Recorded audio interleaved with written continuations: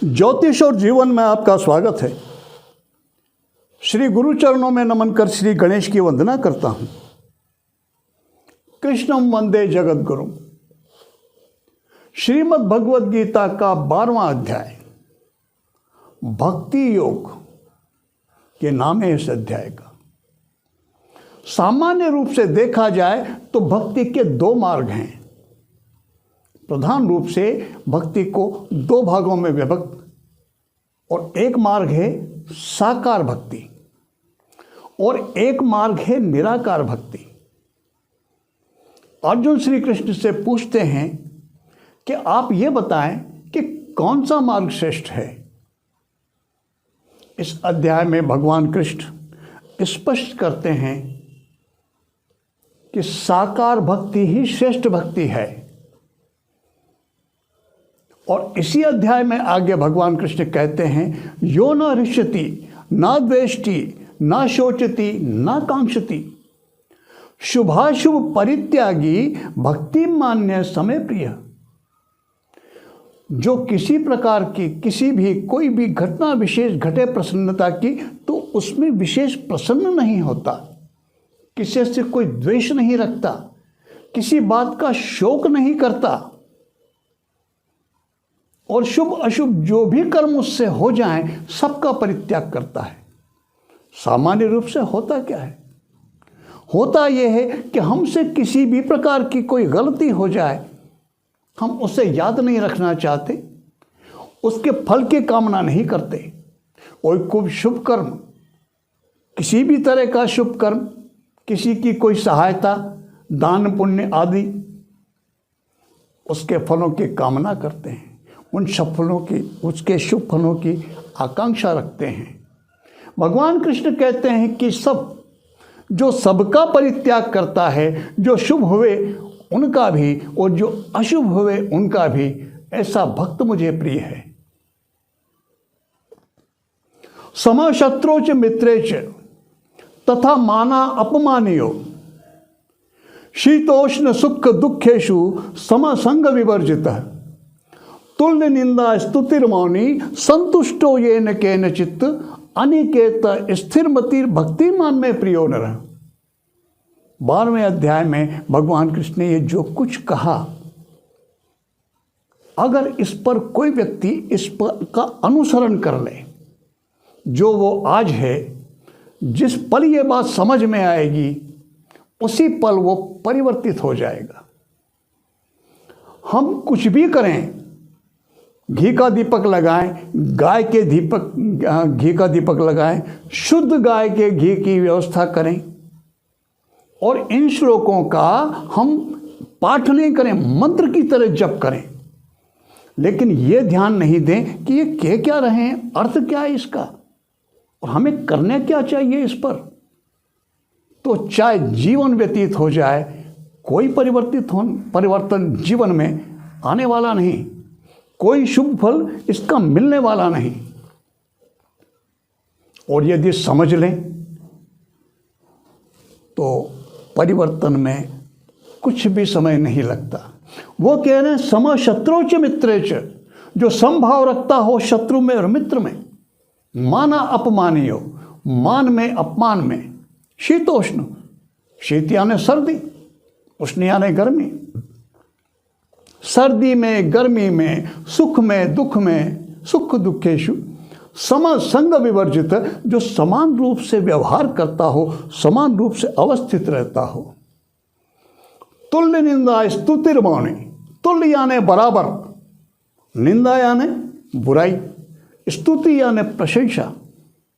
तो जो व्यक्ति निंदा को और प्रशंसा को समान समझता हो, बराबर समझता हो और समान रूप से संतुष्ट रहता हो, ऐसा भक्त मुझे प्रिय है।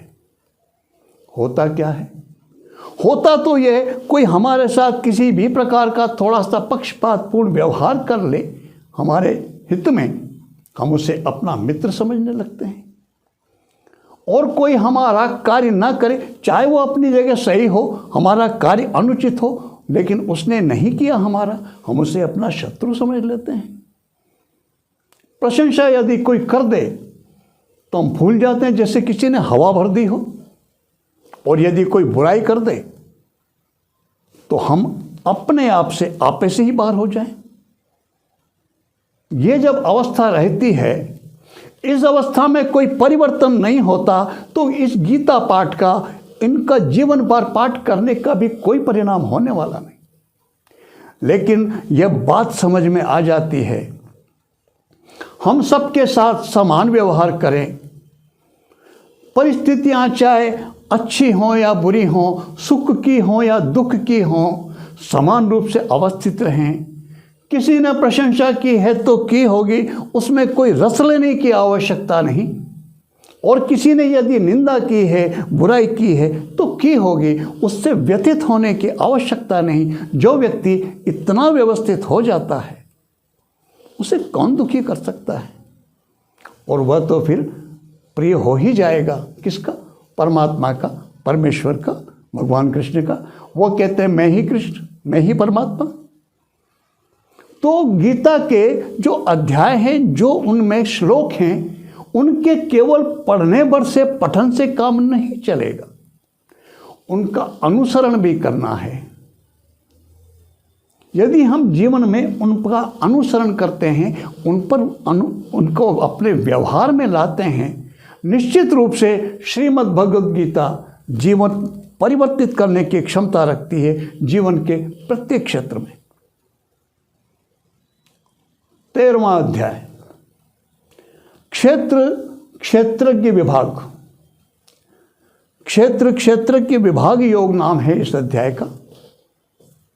भगवान कृष्ण कहते हैं कि शरीर, पंच तत्वों से बना जो शरीर है, यही क्षेत्र है, और जो इसका नियंता, इसमें वास करते जो आत्म तत्व है, वो क्षेत्रज्ञ है। यह संपूर्ण सृष्टि, सारा ब्रह्मांड पंच तत्वों से बना है, और पंच तत्वों से जितने भी शरीर बने हैं वो सभी क्षेत्र हैं, और उनमें जो निवास करता है आत्म तत्व, वही क्षेत्रज्ञ है। कितने ही स्थावर जंगम, कितने ही स्वरूप, मनुष्य हैं, पशु पक्षी हैं, जीव मात्र शरीर जितने भी हैं, और उनमें जितना भी आत्म तत्व है, भगवान कृष्ण कहते हैं वो मैं ही हूं। जैसे सूर्य इस संपूर्ण लोक को प्रकाशित करता है, वैसे ही एक आत्म तत्व सभी क्षेत्रों को, जितने भी शरीर हैं, उन सब में आत्म रूप में व्याप्त है। सब एक, यही भाव है इस तीसरे अध्याय का, कि भगवान कृष्ण जिसमें भी आत्मा, जहाँ भी जीवन प्राण, जिसमें भी, जहाँ पर भी, वो भगवान कृष्ण का ही स्वरूप है। वो कहते हैं उस रूप में मैं ही उनको प्रकाशित करता हूँ आत्मा के रूप में। तो भावार्थ क्या है? हमारे यहाँ एक बात कहते हैं, सबको परमात्मा के रूप में, आत्मा सो परमात्मा, इसीलिए बात कही गई। श्रीमद् भगवद गीता का जो 14वां अध्याय है, गुणत्रय विभाग योग, यह संपूर्ण प्रकृति त्रिगुणात्मक है। सतोगुण, रजोगुण और तमोगुण, ये तीनों गुण प्रकृति से ही प्राप्त होते हैं। यह जो समष्टि है, प्रकृति है, यही इन तीनों गुणों की नियंता है, यही इन तीनों गुणों को जन्म भी देती है, इन पर नियंत्रण भी करती है। सत्वगुण ज्ञान और निर्मलता के प्रतीक है। वो जब सत्वगुण प्रधान होता है तो आत्मा निर्मल अवस्था को प्राप्त होती है, सद्गुणों में व्याप्त होती है।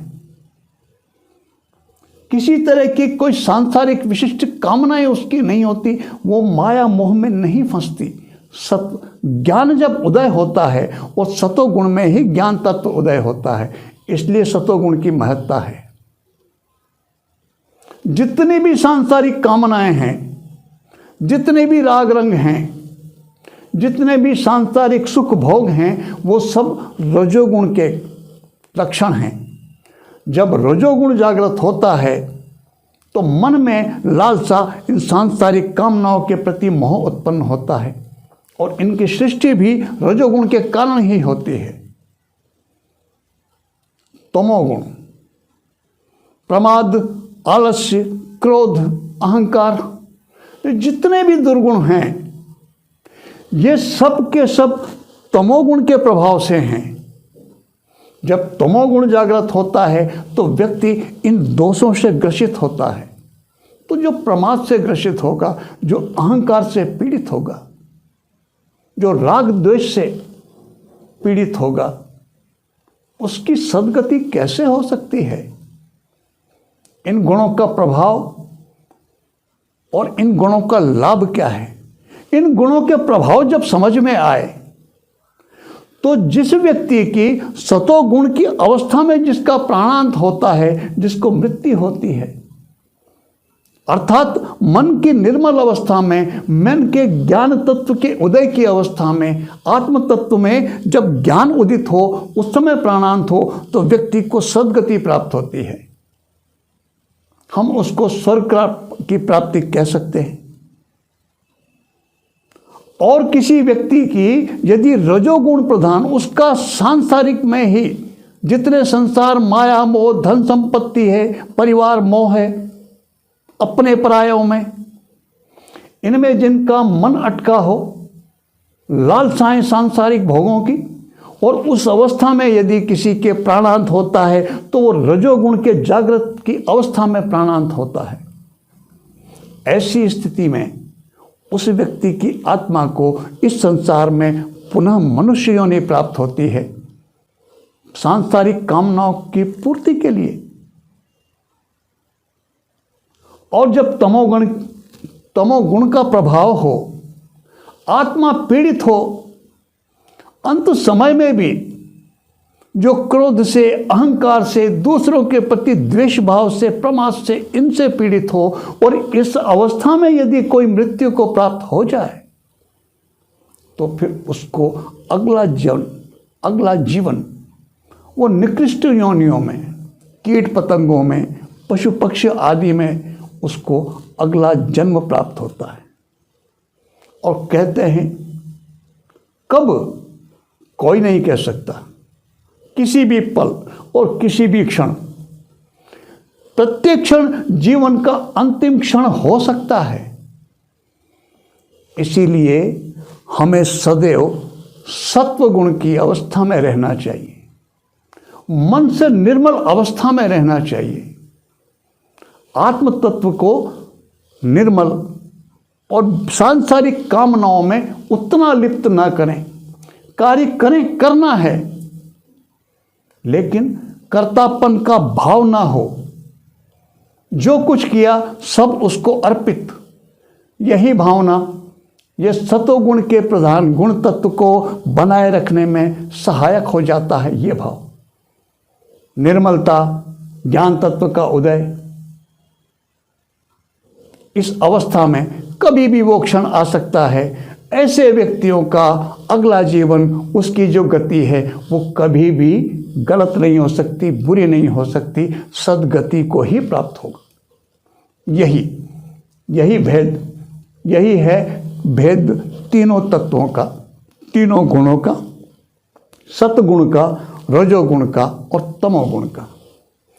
श्रीमद् भगवद गीता के प्रत्येक अध्याय में जो श्लोक हैं, प्रत्येक श्लोक यदि हम उसे समझें, वो हमारे जीवन परिवर्तन की क्षमता रखते हैं, लेकिन वो तभी जब हम उनका अनुसरण करें, जीवन में उनकी पालना करें। तो भगवान श्री कृष्ण आप सबके जीवन को कल्याणमय करें। इसी प्रार्थना के साथ मैं आप सबको नमन करता हूँ। नमस्कार।